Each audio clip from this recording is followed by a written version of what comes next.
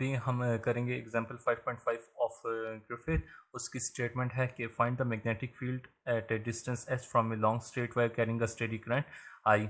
के एक वायर है, उसके through steady current I flow हो रहा है आपने, और हमें पता है कि जब करंट फ्लो होता है तो मैग्नेटिक फील्ड प्रोड्यूस होता है, तो हमने उस वायर से at a distance S magnetic field को फाइंड आउट करना है। तो हम जो करेंगे सोल्यूशन, तो उसके लिए सबसे पहले आप ये कंसिडर कर लें कि ये आपके पास एक वायर है अलॉन्ग एक्स एक्सिस।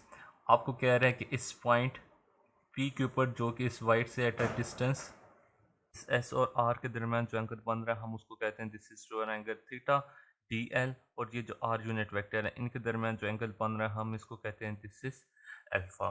तो और करंट की direction sir along the x axis आपके पास करंट की डायरेक्शन आ रही है। तो इधर से अगर मैं डी एल क्रॉस आर को फाइंड आउट करना चाहूँ तो वो आ जाता है सिंपल क्रॉस प्रोडक्ट अप्लाई करोगे D L cross R unit vector is equal to D L का मैग्नीट्यूड इंटू ये दिस वन इसका मैग्नीट्यूड इंटू आर का मैग्नीट्यूड यूनिट वेक्टर का मैग्नीट्यूड साइन थीटा के यूनिट वेक्टर, क्योंकि आई आई आई की direction और डी एल की डायरेक्शन दोनों होती है same along the x axis. तो आई आई यूनिट वेक्टर आ गया और आर की डायरेक्शन जो है वो अलोंग द जे है, तो आई क्रॉस जे इक्वल हो जाएगा के इसलिए हमने यहाँ पे के लिख दिया है। अब हमें पता है आइडिया है कि आर यूनिट वेक्टर का जो मैग्नीट्यूड होता है वो इक्वल टू होता है 1 के, और डी एल यूनिट वेक्टर इसको मैं सिंपली लिख सकता हूँ as a D of L. तो ये आपके पास D L cross R unit vector इन दोनों का क्रॉस प्रोडक्ट इक्वल हो जाएगा डी एल साइन अल्फा के, सॉरी यहाँ पे अल्फा आएगा क्योंकि डी एल और आर के दरमियान जो एंगल है वो आपके पास अल्फा आ रहा है। अब यहाँ से आप देखें हमें चाहिए इन टर्म्स ऑफ थीटा, ये जो आपके पास O P and D L prime ये कंप्लीट आपके पास ट्रायंगल बन रही है, और ट्रायंगल का हमें पता है कि sum of all angles in a triangle is equal to 180 degree. तो ये वाला एंगल आपके पास 90 डिग्री है, ये दोनों और साथ में ये दोनों एंगल, तो बन जाएगा alpha plus theta plus 90 degree को हम इन टर्म्स ऑफ पाई लिखें तो उसको लिख सकते हैं pi over 2 is equal to 180 degree. 180 degree को हम लिखते हैं इज इक्वल टू पाई। हमें अल्फ़ा की वैल्यू चाहिए तो अल्फ़ा इक्वल हो जाएगा अल्फ़ा इज इक्वल टू पाई, ये थीटा प्लस पाई ओवर 2 दूसरी तरफ जाएगा तो माइनस हो जाएगा minus pi over 2 minus theta. It means implies that alpha is equal to pi minus pi over 2 equal होता है पाई ओवर 2 माइनस थीटा के। तो आप ये अल्फ़ा की वैल्यू उठाकर यहाँ पे पुट कर दोगे, जब यहाँ पे पुट करोगे तो D L cross R equal हो जाएगा D L sine pi over 2 minus theta into के।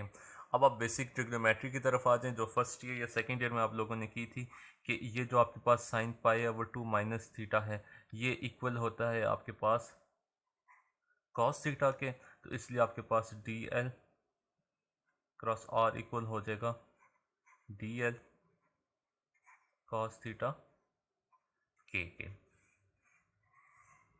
ये कॉस थीटा आप वो जो आपके पास सम ऑफ एंगल्स और डिफरेंस ऑफ एंगल वाला फार्मूला था sine of alpha minus beta, इस ये वाला फार्मूला जब आप ओपन करोगे is equal to sine alpha cos beta minus cos alpha sine beta, वो फार्मूला ओपन करके अल्फ़ा की जगह पाई ओवर 2 बीटा की जगह थीटा पुट करके सॉल्व करोगे तो आपके पास कॉस थीटा की वैल्यू आ जाएगी। अब हमने क्या करना है कि इस डी एल क्रॉस आर को इस इक्वेशन नंबर 1 के अंदर पुट करते हैं। जब मैं इस डी एल क्रॉस आर की वैल्यू इक्वेशन 1 के अंदर पुट करता हूँ तो ये बच जाती है D B is equal to mu naught I over 4 pi as it is, D L cross L की जगह आ जाएगा D L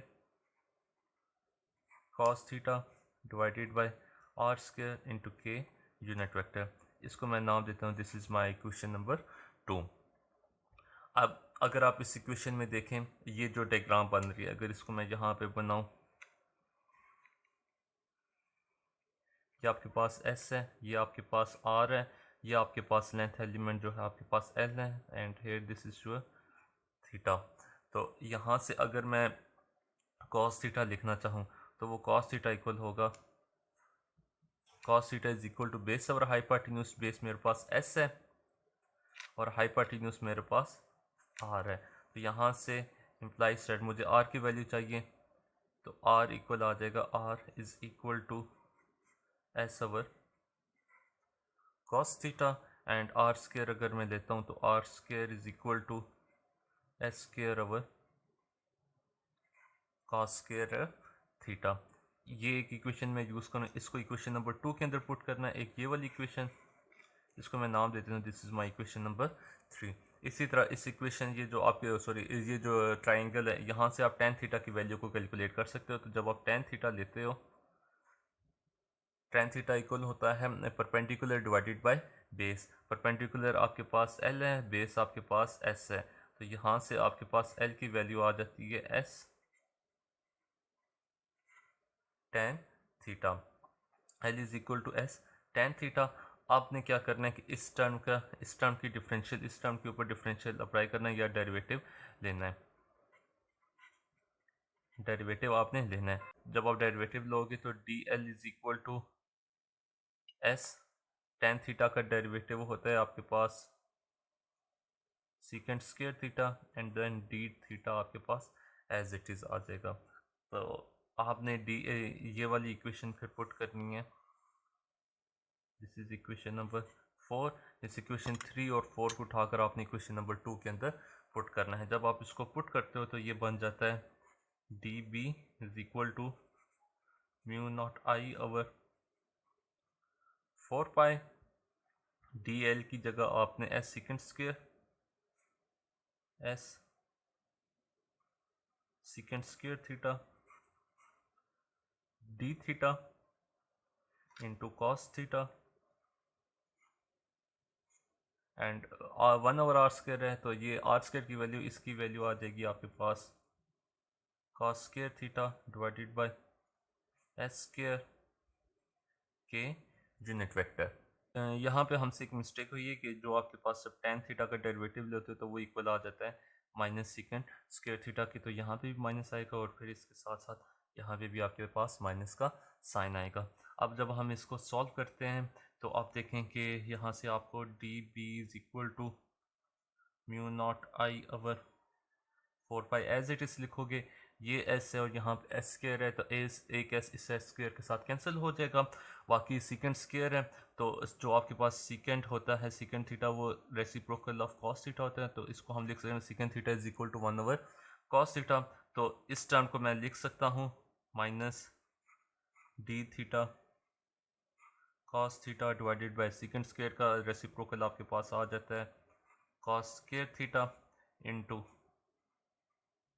cos square theta divided by S के यूनिट वेक्टर। ये एक एस इस एस के साथ कैंसिल हो गया। अब ये कॉस स्क्वायर थीटा इस कॉस स्क्वायर थीटा के साथ कैंसिल आउट हो जाएगा, जो आपके पास टर्म बच जाएगी D B is equal to, ये माइनस वाई आ गया minus mu naught I divided by 4 pi ये वाला S into cos theta D theta के यूनिट वेक्टर। ये आपके पास मैग्नेटिक फील्ड आ गई है इन डिफरेंशियल फॉर्म। अब हम इसकी प्रॉपर जो मैग्नेटिक फील्ड वो तब आएगी जब आप ये डिफरेंशियल फॉर्म की इंटीग्रेशन लोगे। जब आप इंटीग्रेशन लोगे विद रिस्पेक्ट टू थीटा आपके पास इंटीग्रेट करोगे तो आपके पास इसकी एक्चुअल मैग्नेटिक फील्ड की वैल्यू या इक्वेशन आ जाएगी। जो जो हमारे पास डिफरेंशियल फॉर्म में आई थी मैग्नेटिक फील्ड की वैल्यू, वो कुछ ऐसी थी कि D B is equal to minus mu naught I over 4 pi S cos theta D theta into के यूनिट वेक्टर। अब इसको सिंपल हमने बी लेने के लिए इसका हमें इंटीग्रल लेना पड़ेगा बाय इंटीग्रेशन। इंटीग्रेशन हम अप्लाई करोगे, अप्लाइंग इंटीग्रेशन, जब आप इंटीग्रेशन अप्लाई करते हो d B is equal to minus mu naught I over 4 pi s constant है, ये बाहर आ जाएगा 4 पाई एस डी थीटा के विद रिस्पेक्ट है integration cos theta D theta and k unit vector as it is. अब आप देखें कि जो हमारे पास ये वाली सिंपल जो वायर थी, ये वाला इस साइड से एंगल थीटा बन रहा है और पूरी की पूरी वायर आपकी कवर उस वक्त होती है, आप ये कंसिडर कर लें कि ये आपके पास कंप्लीट एक वायर जो थी यहाँ से ये आपने पॉइंट लिया था P। अब इसका एक तरफ तो आपके पास ये वाला एंगल बन गया था, ये सिर्फ और सिर्फ इस साइड को कवर कर लेते। अगर आपने पूरी की पूरी जो लेंथ है स्ट्रिंग की या जो भी चीज़ है स्ट्रॉन्ग स्ट्रेट वायर है उसको कवर करना है, तो आपको इस तरफ भी एक एंगल बनाना पड़ेगा। इसको भी हम कह देते हैं दिस इज़ आल्सो थीटा। इसको हम थीटा 1 कह देते हैं, इसको हम थीटा 2 कह देते हैं। तो आपका ये पूरे का पूरा स्ट्रिंग जो भी वायर है वो कवर हो जाती है जब आपकी जो लिमिट्स हैं वो स्टार्ट हो थीटा 1 से और एंड हो थीटा 2 के ऊपर। तो आपकी थीटा 1 और थीटा 2 की दो लिमिट्स आ गए। जब आप कॉस थीटा की इंटीग्रेशन देते हो तो minus mu naught I over 4 pi S. Cos theta की इंटीग्रेशन आ जाती है आपके पास साइन थीटा इंटू ये आपके पास limit theta 1 theta 2 k unit vector as it is. जब जहाँ पे आप पुट करोगे to minus mu naught I over 4 pi s, एक दफ़ा आ जाएगा आपके पास sine theta 2 minus sine theta 1 into के यूनिट वेक्टर। ये हमारे पास एक फाइनाइट वायर थी। अगर आपके पास वायर होती इनफाइनाइट, मतलब आपकी वो वायर चलती जाती है, उसकी कोई लिमिट नहीं है, फाइनाइट उसकी लेंथ नहीं है। जब आपके पास for the case of infinite wire, for the case of infinite wire, आपके पास जो थीटा 1 है वो इक्वल हो जाता है माइनस पाई ओवर 2 के, और थीटा 2 इक्वल हो जाता है पाई ओवर 2 के। क्योंकि थीटा 1 की जो डायमेंशन आ रही है वो इस तरह से माइनस वाई एक्सिस की तरफ, सॉरी माइनस एक्स एक्सिस की तरफ आ रही है, और थीटा 2 की आपकी प्लस एक्सिस की तरफ आ रही है, इसलिए हमने minus pi over 2 and plus pi over 2, theta 2 को प्लस पाई ओवर 2 लिखा है। जब आपके पास for the case of infinite wire आपके पास जो बी आ जाएगा, ये वाला बी, डी बी का इंटीग्रल लेकर आपके पास सिंपल बी आ जाता है, तो ये बन जाता है B is equal to minus mu naught I over 4 pi S into sine theta over 2 that is pi over 2 minus sine minus pi over 2 into के यूनिट फैक्टर। अब आप लोगों को पता है कि sine of minus theta equal होता है माइनस साइन थीटा के, तो ये आपके पास रिलेशन आ जाएगा mu naught I over 4 pi s minus this one will be sine pi over 2 minus minus plus हो जाएगा साइन पाई ओवर 2 इंटू के यूनिट वेक्टर। और आपके पास sine pi over 2 that is sine 90 वो इक्वल होता है 1 के, तो 1 प्लस 1 आपके पास 2 हो जाता है। 2 इस 4 के साथ कैंसिल हो जाएगा, तो ये बन जाएगा minus mu naught I over 2 pi s के unit vector. This is your magnetic field for the infinite wire.